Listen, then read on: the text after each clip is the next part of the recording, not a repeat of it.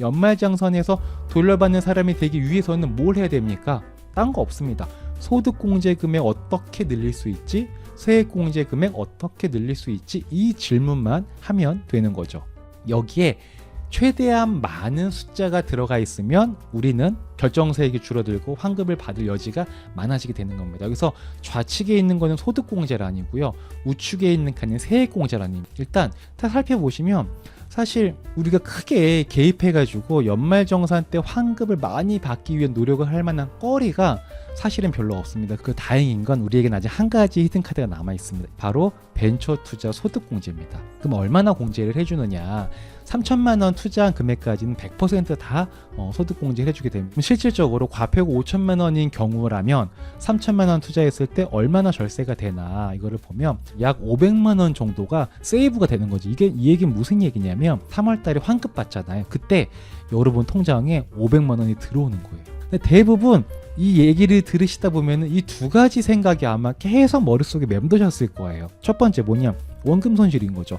아니, 소득공제 받아서 절세하는 건 좋아. 근데 투자한 게 손실 나면 결국은 손해가 더 큰 거 아니야? 그리고 투자 방법, 어디 가서 어디에 어떻게 투자해야 하는 건지를 몰라서 못하는 분들도 계십니다.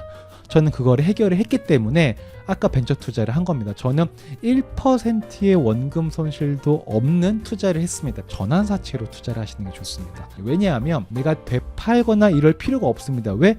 빌려준 거니까 뭐가 있어요? 만기가 있습니다.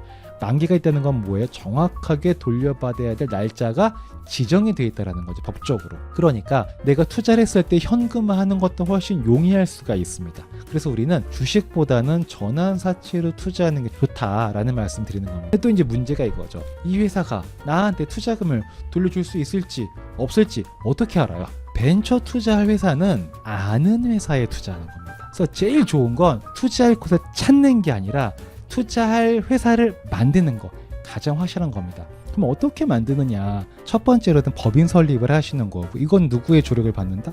법무사와 세무사의 조력을 받으면 된다라는 겁니다. 두 번째는 개인 투자 조합을 설립을 하시는 거예요. 이거는 저희가 도와드릴 수 있습니다. 저희는 개인 투자 조합을 만들었고 이미 운영을 하고 저희가 다 했던 것들이기 때문에 얼마든지 이런 것들을 조력을 드릴 수가 있습니다. 그 다음에 개인 투자 조합 여러분이 만드시잖아요. 그럼 그 조합이 여러분 법인에 투자를 하시면 돼요. 그럼 그 법인에다가 여러분이 전환사채나 뭐 이렇게 투자를 하시잖아요. 그러면 벤처투자 소득공제 가능해지는 겁니다. 벤처 투자를 하는 사람은 알면 너무 좋은 게 있거든요. 한 번만 이 과정을 거쳐나 보시면 아마 어마어마하게 큰 도움이 되실 겁니다. 이 벤처 풍차 돌리기라는 게 있거든요. 그게 뭐냐면 이거를 진짜 모른다는 얘기는 뭐냐면 뷔페 가서 김밥만 먹고 있는 거예요. 뷔페를 가긴 갔는데 김밥만 먹어. 뭐 그럴 수는 있죠. 그 나쁜 건 아닌데 꼭 그래야만 되나? 저쪽 가면 갈비도 있고 초밥도 있고 육회도 있는데 뭐 와인도 준다고 하고 근데 김밥만 먹고 있는, 말이 안 되는 거죠. 벤처 투자를 하시는 분이라면 벤처 풍차 돌리기를 꼭 활용하시기를 바랍니다. 그게 진짜 크게 여러분의 살림살이를 나아지게 도와줄 겁니다. 뭐냐면 이겁니다. 아까 제가 실제 상담 사례에서 그분이 연봉 8천이신 분이 벤처 투자 3천만 원 하시고 500만 원을 환급을 받으셨잖아요. 그 사례를 놓고 제가 예시를 한번 들어드리면 우리가 1년차, 2년차, 3년차에 3개년도에 투자를 합니다. 1년차에도 내가 3천만 원 투자해서 500만 원 환급 받아. 2년차에도 3천만 원 투자해서 500만 원 환급 받아. 3년차에도 3천만 원 투자해서 500만 원 환급 받아. 그렇죠? 이렇게 딱 3번만 투자해놓고 나시면요. 그 다음부터는 투자하지 않아도 그 다음부터는 추가로 돈을 넣어서 투자하는 행위를 하지 않아도 있는 돈만 갖고도 얼마든지 소득공제를 받을 수 있습니다. 무슨 말이냐면 1년 차에 투자한 거는 제가 아까 벤처 투자는 3년 동안 유지가 돼야 된다고 말씀드렸고 전환사채로 투자하면 3년 후에 돌려받는 거잖아요. 그렇죠? 그럼 1년 차에 투자한 건 3년 후에 내가 돌려받겠네요? 그럼 이렇게 돌려받은 돈을 갖고 그대로 다시 재투자하는 겁니다. 어디다가? 내 회사에다가 투자하는 거예요. 그럼 난 또 뭐 받는 거예요? 500만 원 소득공제 받겠죠. 5년 차가 됐네요. 5년 차가 되니까 2년 차에 투자했던 건 또 돌아왔어. 그 돈을 또 그대로 투자해. 그럼 뭐 받아요? 500만 원 소득공제 받는 거야. 또 6년 차가 되니까 또 돌아왔네. 또 그대로 이렇게 계속 돌아가는 겁니다. 3년만 딱 투자해 놓으면 그 재원이 평생 소득공제로 활용이 될 거예요. 벤처 투자로 활용이 돼서 평생 소득공제를 해주게 될 겁니다. 그게 계속해서 절세 금액을 만들어주는 효과가 있을 겁니다. 이거는 무조건 활용을 하시는 게 좋죠. 그래서 목돈 만들 땐 적금 풍차 돌리기를 활용하라고 하고, 목돈 굴릴 땐 소득공제를 이제 우리 벤처 아시니까 벤처 풍차 돌기를 하는 게 굉장히 매력적이다라는 거고요. 이 500을 우리가 무시할 게 사실 아닙니다. 이 500은 우리가 벤처 투자를 안 했더라면 그냥 세금으로 냈을 돈이에요. 그쵸? 근데 우리가 벤처 투자라는 걸 알았고 공부했고 열심히 준비해서 했기 때문에 500이라는 건 환급을 받은 거잖아요. 그럼 그 500을 허튼 데 쓰는 게 아니라 막 사치 부리는 게 아니라 그냥 우리가 잘 운용을 하는 거예요. 뭐 잘하시는 분들은 투자해서 수익을 많이 낼 수도 있고, 또 어떤 분들 은행에 넣어놓을 수도 있겠죠. 그래서 한 중간 정도 한 4% 정도 수익을 내는 무언가를 했다.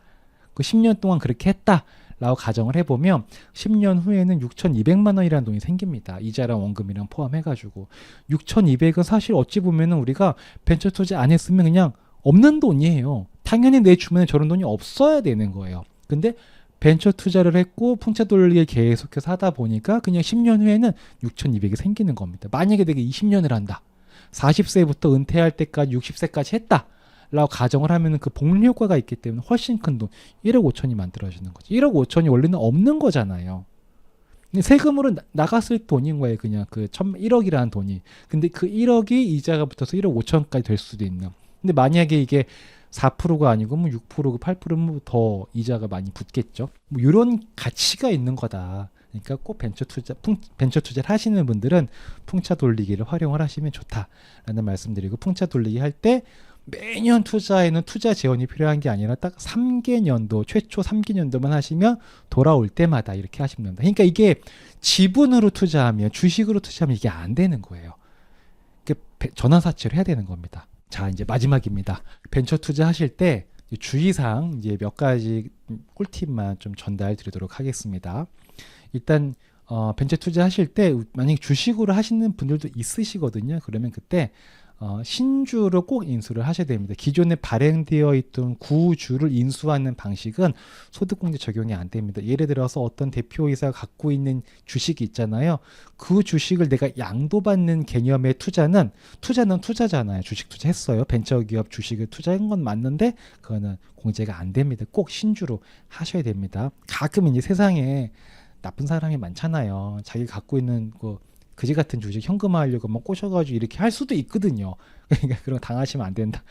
꼭 신주로 하셔야 된다. 또는 전환사채로 하셔야 된다라는 거고, 그리고 투자하시고 3년간 그 투자를 유지하지 않으면 받았던 세금 감면 환급을 다 뱉어내셔야 된다. 환수당한다라는 거 아셔야 되고요.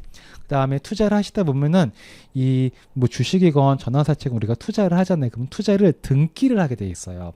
등기를 하게 되어 있는데 등기 1 기준으로 소득공제가 적용이 되는 겁니다. 예를 들어서 저희도 작년에 저희 고객분들이나 제 지인들이 이제 제가 운영하는 벤처 회사에 투자하고 싶다 하셔서 투자를 많이들 하셨는데, 그때 막 12월 31일 날 투자하는 분도 있을 수 있지 않습니까? 실제 저희 받진 않았습니다. 왜냐면 전 다 이걸 알아서 그때 투자를 받진 않았는데, 만약에 12월 31일 투자를 해요. 그럼 투자하신 분은 다행이다. 내가 12월 31일까지 투자했으니까 내년에 소득공제 받을 수 있겠다라고 생각을 하시거든요. 그렇지 않습니다.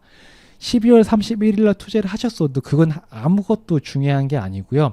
그 투자한 건이 등기가 언제 됐느냐에 따라서 그 등기일이 투자한 날짜로 인정이 되는 거예요. 이거 정말 디테일한 거지. 이거 안 해보신 분들은 모르는 거죠. 그래서 1월 10일 날 예를 들어 등기가 됐다. 그러면 그분은 1월 10일 날 투자한 게 되는 거죠. 그러면 25년도에 투자한 꼴이 되는 거니까 이분 26년도에 연말정산 하실 때 적용을 받게 되는 거죠. 그러니까 24년 12월 31일까지 투자했으니까 나는 25년 2월 달에 연말정산 때 소득공제 받을 수 있겠지가 아니라는 겁니다. 네, 등기일 기준이다. 라는 거고요. 그리고 정말 얼토당토 않는 거긴 하지만 연말정산 담당자가 처리 방안을 모른다고 당황하시는 경우들이 굉장히 많습니다. 그러니까 여러분도 벤처 투자 소득공제에 생소하셨을 테고, 또 공부해보셨던 분들도 실제로 투자를 안 해보셨을 테고, 그쵸? 그러니까 대부분 많은 사람들이 모르는 영역이에요. 여러분 지금 이 영상을 보셔서 저희 유튜브 영상을 보셨으니까 아시는 거지, 대부분 모르는 영역이에요. 그러니까 실무도 잘 모르고 사실 공무원분들도 모르는 경우들이 많이 있으세요. 낯설고. 그러니까 담당자가 몰라서 이거 절차를 진행을 못하는 경우들이 있습니다. 그때 당황하지 마시고 그냥 투자 확인서만 있으면 소득공제 적용이 가능하거든요.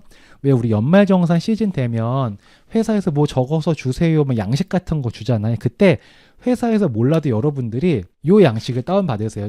출자 등 소득공제 신청서를 달라고 하시거나 여러분이 뭐 국세청 홈페이지에서 다운받으시거나 받으셔서 이걸 작성을 하시고 오른쪽에 보시면 투자 확인서거든요. 이렇게 소득공제 신청서와 그 신청하는 게 합당하다는 근거 자료인 투자 확인서를 담당 직원한테 주세요.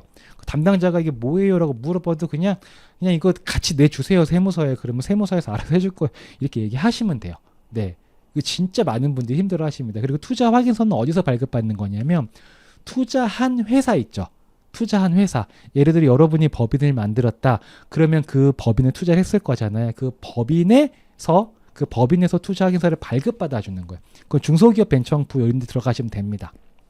만약에 저희 같은 경우는 저희 회사에 투자하신 분들 있잖아요. 그러면 저희가 알아서 투자 확인서를 다 출력을 해서 다 이렇게 드리게 되는 거죠. 요거 두 개만 있으면 됩니다. 그러니까 연말정산 때 담당자가 모른다고 당황하지 마시고 뭐 대부분 이거 하게 되면은 진짜 여러 가지 일들이 있으실 겁니다. 저희야 뭐 이제 저희 이제 함께 하시는 분들은 저희가 이런 경험이 있으니까 능숙능란하게 처리를 해드리는데 아마 처음 하시는 분들은 저 절차에서 다소 약간 당황스러움이 있으실 텐데 어떤 당황스러움이 있으시더라도 그냥 투자 확인서 이렇게 두 개만 있으면 된다. 이것만 기억하시면 됩니다.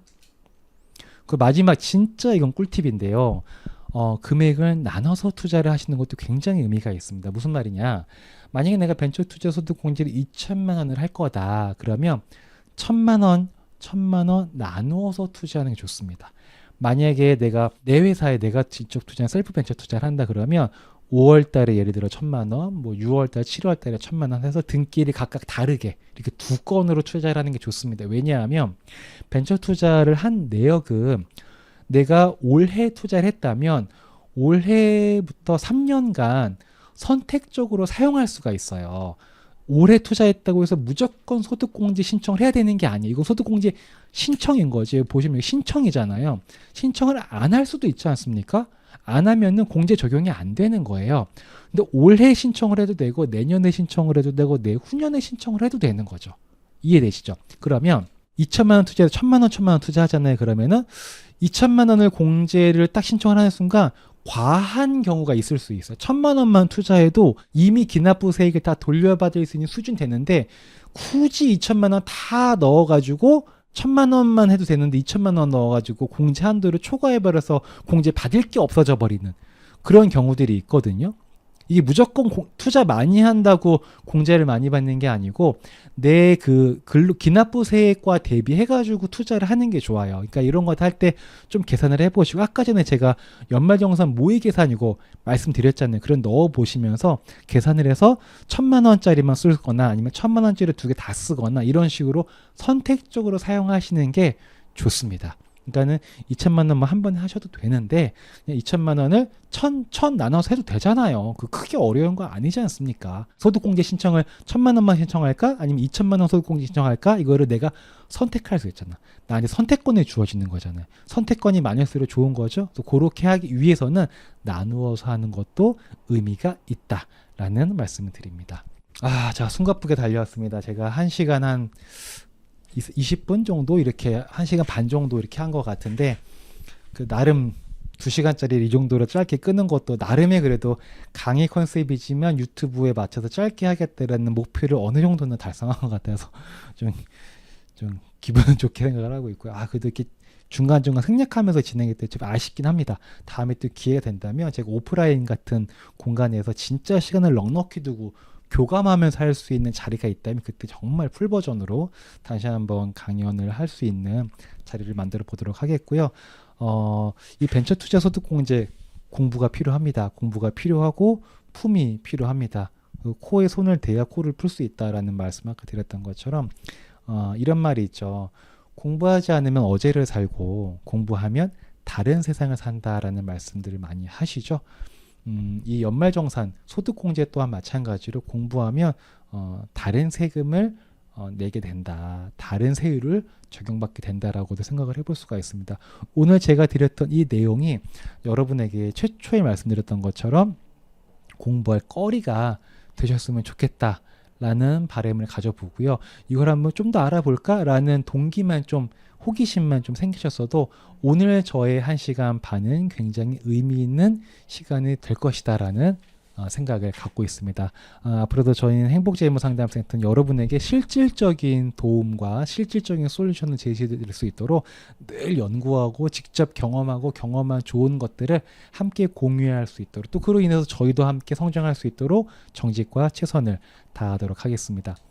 이거는 Q&A를 할 수가 없네요. 네, Q&A는 다음에 언젠가 기회가 된다면 오프라인에서 할 수 있는 시간을 가져보도록 하겠습니다. 일단 오늘 준비한 내용 여기까지고요. 저는 물러나도록 하겠습니다. 들어주셔서 감사합니다.